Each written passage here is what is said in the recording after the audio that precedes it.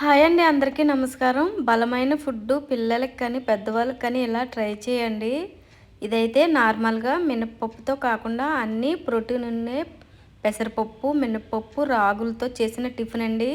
ఇలా 4 రకాల tiffin prepare చేసుకోవచ్చు. మనకి ఇలా ఒకసారి స్టోర్ చేసి పెట్టుకున్నాం అనుకోండి, ఇలా ఇడ్లీ, దోశ, ఊతప్మా, ఇలా పొంగనాలు కూడా వేసుకోవచ్చండి. 4 రోజులకి సరిపడా టిఫిన్ మనకి ఇలా ప్రిపేర్ చేసి పెట్టుకుంటే రెడీ చేసుకోవచ్చు రోజుకిని.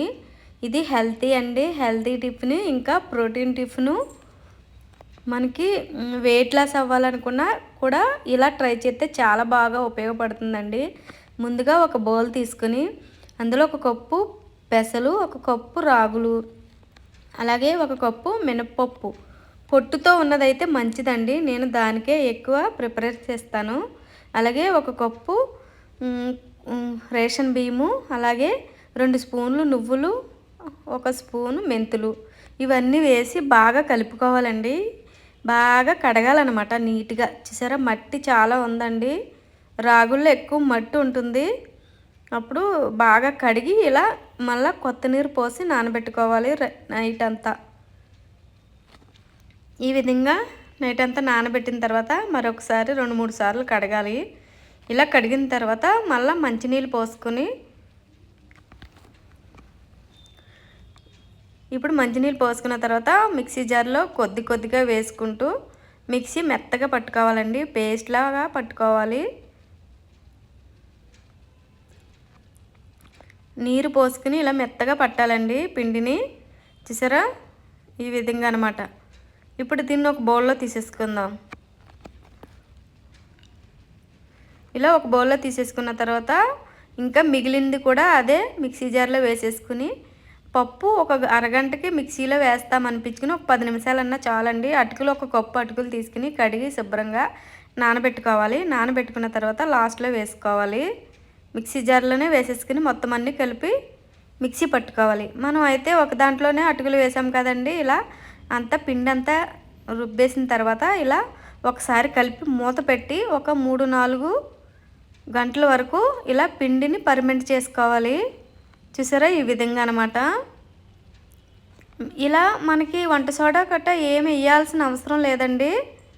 ఇలా జీలకర్ర, మిరియాల పొడి, ఉప్పు సరిపడా వేసుకుని, ఇందులో నేను ఏ వంట సోడా వేయట్లేదండి.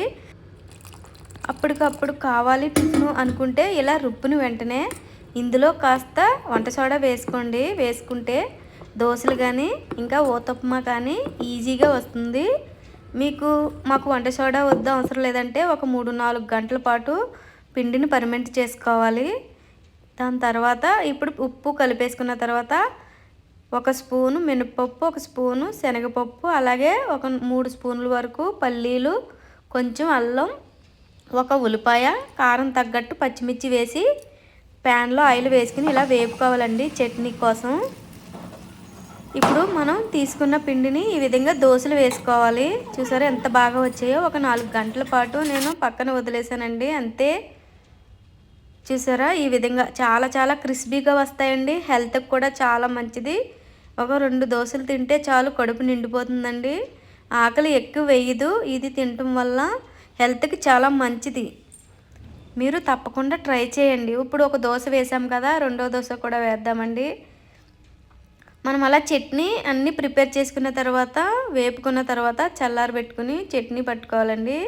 ఇలా చట్నీ చేసిన తర్వాత ఇష్టం ఉంటే పోపు వేసుకోవచ్చు. నేనైతే పోపు వేయనండి, ఎలాగైతే ఆయిల్లో వేపుకుంటాం కదా, ఇంకా ఆయిల్ ఎందుకనేసి నేను వేయనండి, అలాగే బాగుంటుంది. ఇష్టం ఉంటే పోపు వేసుకోవచ్చు. ఇప్పుడు రెండో దోశ కూడా వేసుకున్నాం కదా, ఇలా దీన్ని ఫోల్డింగ్ చేసేసి తీసి పక్కన పెట్టుకోవాలి. చాలా క్రిస్పీగా వచ్చింది కదండి దోశ. క్రిస్పీగా కావాలి అనుకునే వారికి ఇలా ట్రై చేయండి. అలాగే ఇలా చిన్న చిన్నగా ఊతప్మా కింద వేసుకోవచ్చండి. ఇందులో ఇష్టం ఉంటే నేనైతే ఓన్లీ ఉల్లిపాయలే వేస్తున్నానండి.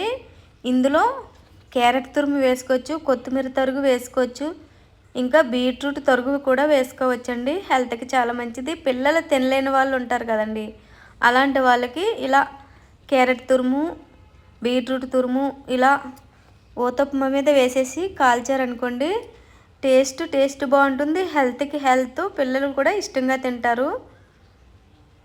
ఇలా కూడా వేసుకోవచ్చండి. ఇలా వేసిన తర్వాత నేనైతే మిగిలిన పిండిని ఫ్రిడ్జ్లో పెట్టకుండా బయట వదిలేసానండి. చూసారా ఈ విధంగా.